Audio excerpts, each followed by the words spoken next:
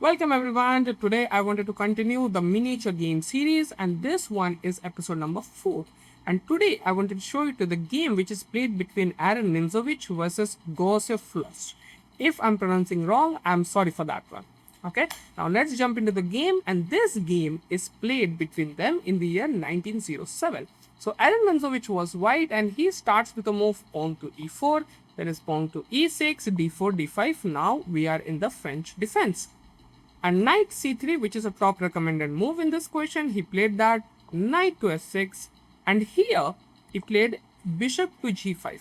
Now if we just see in this position the top moves, we just push the move pawn to e5, and after the move knight to d7 there is a pawn to f4, and we goes to the classical French defense territory, and he has the move like a c5 moves. It's like that. But of course, after the move bishop to g5, and once again, there is a pawn takes e4 is one move, bishop to e7 another one, pawn to h6 is one another move which can be played.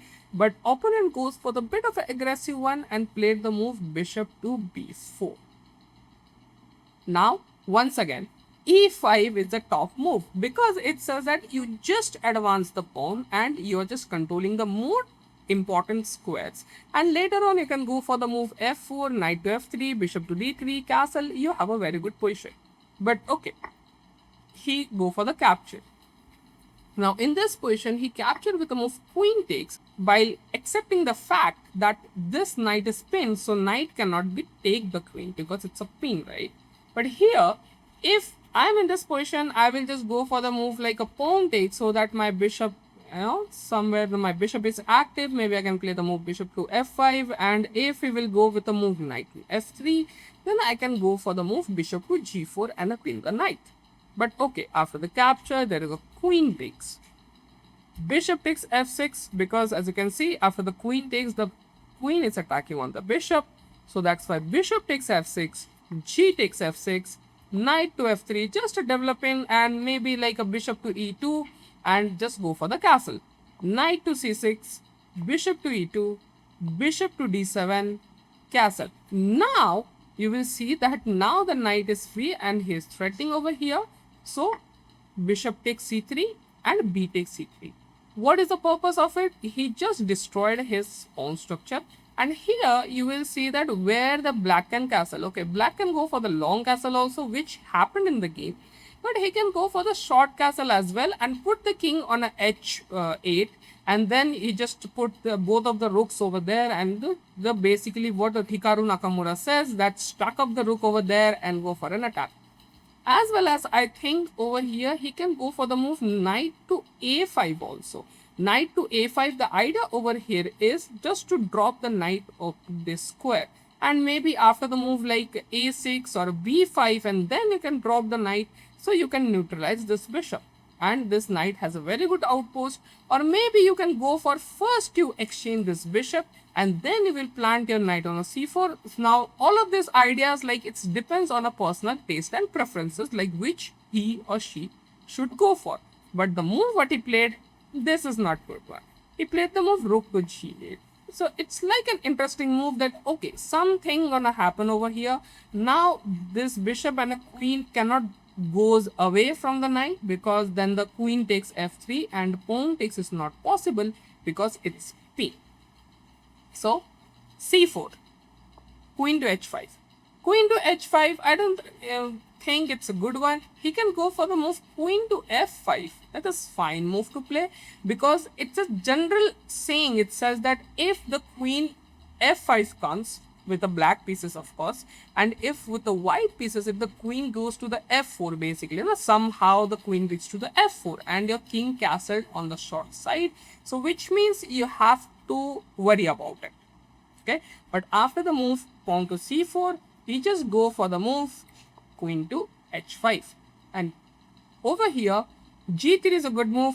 Rook to e1 can be played, or maybe I think that rook to b1 is a very good move. Just give your rook a very important fight, and just because he played the move already g8, which means black has to castle longer side, so this rook will comes very effective, right? But we go for the move pawn to d5, attacking on the knight, and here Takes, I believe it's a fine move. It can be possible, but he go for the move long castle. And now you will think, sir, what will happen if he just takes to it?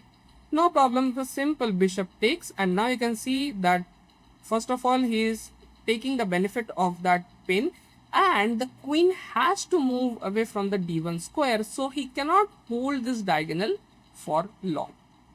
I mean, not a long, just on the next move he has to give up the diagonal. That's it, because this rook is attacking on him. But okay, Aron Nimzowitsch, he's smart guy, he didn't go for it, and he played the move knight to d4 and it's a blunder one.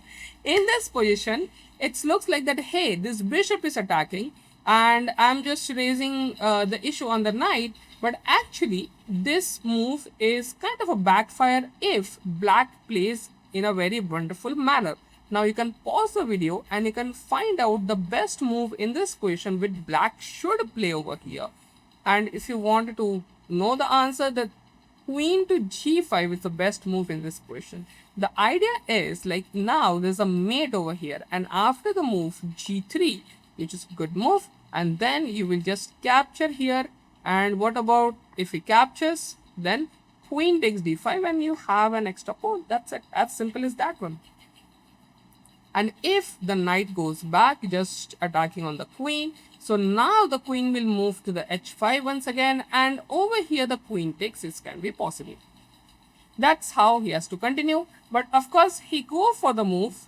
The idea is queen to h3 he goes for, but it's not that much effective because it's not controlling this 5th rank at all. After this move, okay, he just only have a one move, that pawn to g3. And in this position, the blunder move played by black by playing the move rook to g6, which is a wrong move. Now he should release of this thing and his bishop will be free. So see, in the game of chess, lot of time you don't have to complicate the things. Just focus on a simple play. What Petrosian Tigran focus on this thing. I'm talking about a world champion, Tigran Vartanovich Petrosian. He used to say, not to say, I just, focus on his games, that simplicity is the beauty. That's it. Okay. But rook to g6. From now, you can pause the video and find out the best continuation from here, because after the move rook to g6, this position is winning for white. So move is pawn takes c6. Okay, I just captured the knight. Now what do you want to do? You don't have any move. Like if there's a b takes, then it's nothing. But now he find out the good move. It's a move knight takes c6. And here, of course, he has to go for the move b takes, but this is dead. It's over. But after the move knight takes c6, he go for the move rook takes d1, rook f takes d1. Now over here you can see the mate is coming. So you go for the move b takes. And after this, you will realize that because of this capture, my bishop can be active. And this both the file, which is on the side of the rook, will get open. c5. Now, of course, I wanted to play my bishop over here and it leads to the mate. So rook to g8 first. And simple, he just played the move rook a b1. And that's it. It's done. Now, he cannot stop the checkmate at all. Now, for example, over here, he just played the move f5. Take that example. Now, over here, it's simple. This is checkmate. And if there is rook takes, then it's simple f takes. And over here, the queen to g2, then yeah, computer will get crazy. And then after the move e5, there is simple bishop to a6 is checkmate. But after the move rook to b1, over here, black just resigned the game. Thank you so much for watching.